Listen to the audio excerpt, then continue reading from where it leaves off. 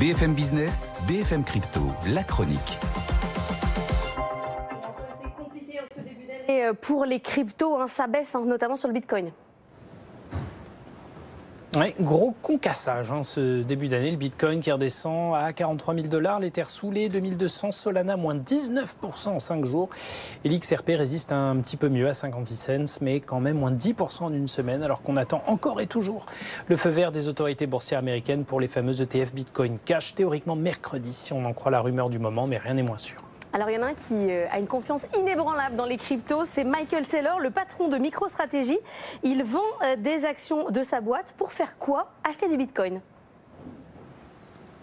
Eh oui, Michael Saylor, c'est Monsieur Plus, encore plus, toujours plus. Et depuis qu'il a quitté ses fonctions exécutives chez MicroStrategy, après avoir fait des cryptos un axe de développement majeur, il ne manque aucune occasion pour se renforcer et accumuler du Bitcoin tant qu'il peut. Il a vendu pour 216 millions de dollars de ses actions MicroStrategy, qu'il faut dire signe une recovery extraordinaire, quasiment 300% en un an.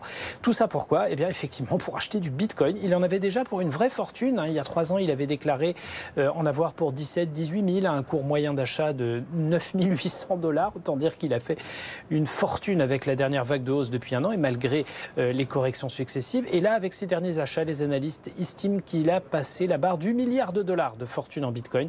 De la même manière, son entreprise, MicroStrategy, a accumulé un trésor de guerre substantiel en Bitcoin. On doit approcher des 200 000, donc on doit être aux alentours des 9 milliards de dollars. D'ailleurs, MicroStrategy a déclaré récemment une plus-value latente de 2,4 milliards sur ses actifs numériques. Comme quoi, la stratégie de long terme impulsée par son fondateur paye largement pour le groupe et assure de quoi financer son avenir. Merci Antoine.